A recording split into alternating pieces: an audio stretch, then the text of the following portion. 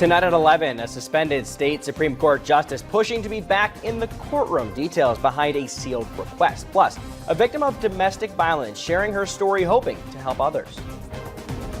The first day of November sure won't feel like it, but we have more days like this in terms of warmth ahead? That answer later on 5 News at 11. Well, good evening and thank you for joining us. New tonight, a man facing charges after being accused of making threats toward Governor Jim Justice. Sister station WSAZ reports that 52-year-old Donald Chris faces 2 felony charges. State police troopers say these threats were part of a handwritten letter delivered a few weeks ago. Now, we don't know what the specific threats were, and the governor's office declined to comment. Well, now new information out of Charleston. Suspended state Supreme Court Justice Alan Lawfrey has asked for a new trial. Lawfrey reportedly filed this request last week. This is a sealed request, therefore we don't know why he feels he deserves a new trial.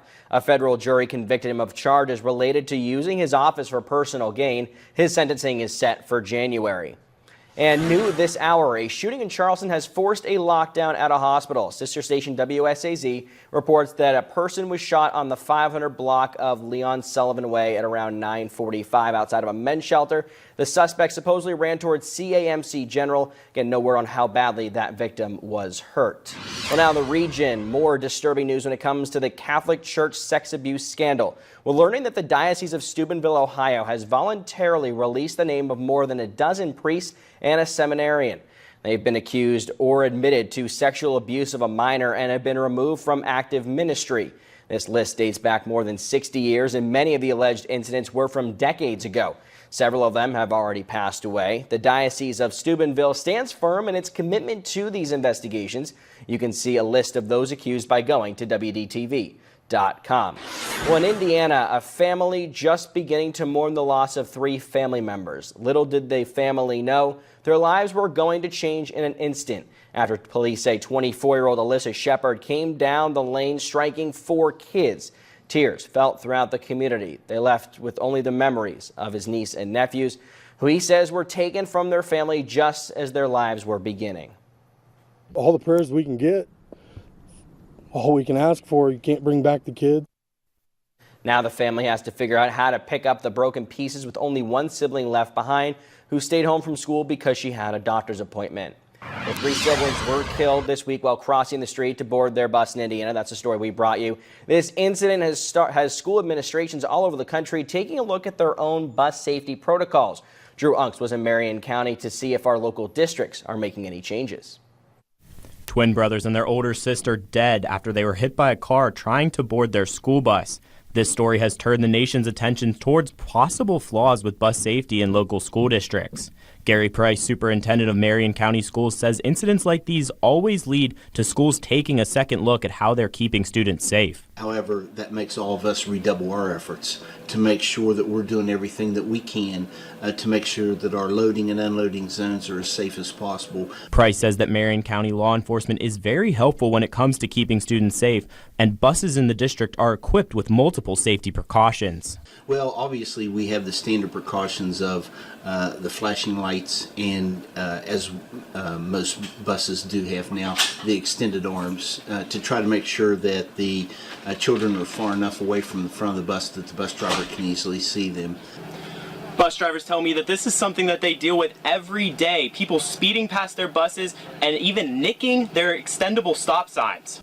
New state legislation has brought stricter penalties for drivers who ignore the law and put student safety at risk by refusing to stop and wait.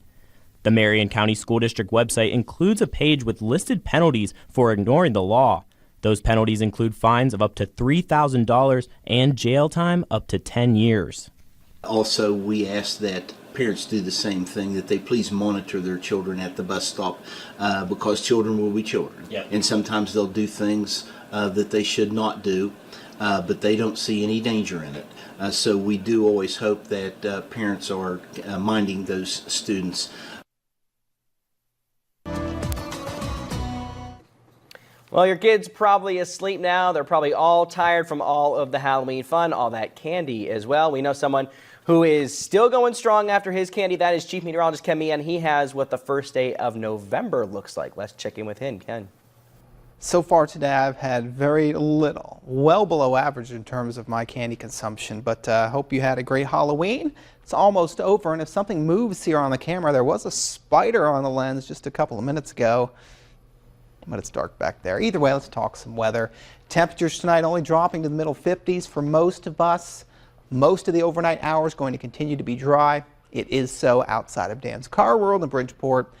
And temperatures won't drop too much farther for the overnight hours, sitting in the low to mid 60s. Well, we'll call it lower 60s for most of us. Some 50s in the mountains, but we're only going to slowly fall not too much farther, less than 10 degrees for most locations of additional cooling for tonight. We are seeing a good bit of clouds. Not that you can see that on the radar, but you can see some light rain that is coming from some of those clouds. And a lot of this will be either moving north or actually moving a little bit farther west tonight. So most of the overnight hours are going to be dry. And again, temperatures for most of us only dropping generally into the middle 50s. And then we're going to see a little bit of sunshine for early tomorrow. It's going to be dry for all of the morning and into the afternoon as temperatures continue to rise into the mid 70s. We'll be talking about more rain and eventually some colder, drier conditions later in the show.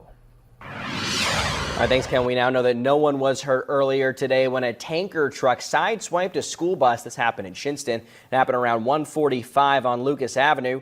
911 officials say the tanker truck left the scene. No word on where that truck is from or if officials have even found that driver yet. Well, crews from Marion and Harrison County fought a house fire near the county line early this morning. The call came in shortly after 3:30. This fire happened along Cherokee Drive off of Francis Mine. First responders tell 5 News no one was inside the home at the time. Shinston, Spelter, Bridgeport, Lumberport, and Worthington fire departments all responded to the scene. Well, in July, we reported that Harrison County was considering merging Adamston and Wilsonburg Elementary and renovating what is currently United High School to house those students, which would become the new Gore Elementary School. Well, now Harrison County officials have requested almost $6 million from the School Building Authority to turn the high school into the new elementary school. The project would cost nearly $8 million to finish, but school officials won't know if they've received their requested funding until December 10th. With public water, it's something most people here in north central West Virginia may take for granted, but access to public water in Doddridge County is a rarity. More than half of the population relies on wells. County officials are working to fix that. This could take anywhere from 15 to 20 years. This is because of the applications and funding requests the county has to go through. Almost 80% of residents in Doddridge County must rely on wells or springs to get their water, but those aren't as reliable. And with water table numbers dropping, the county is hoping one proposed plan will help fix this problem by bringing in water from surrounding counties. Then that percentage would increase to about 70%. But it was an $80 million total project, so we're just having to take it small bites at a time, so to speak.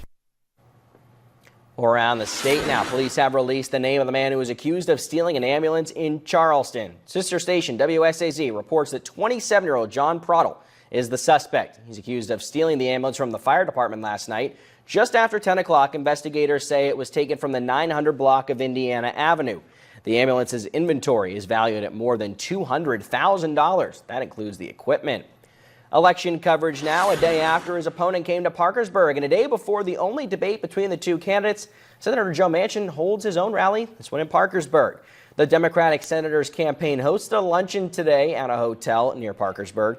Manchin argued Republican Senate candidate Patrick Morrisey would lead in cutting Social Security and Medicare and eliminate pre-existing conditions in health care if elected. Manchin also took aim at Morrisey's claims that Manchin isn't being truthful.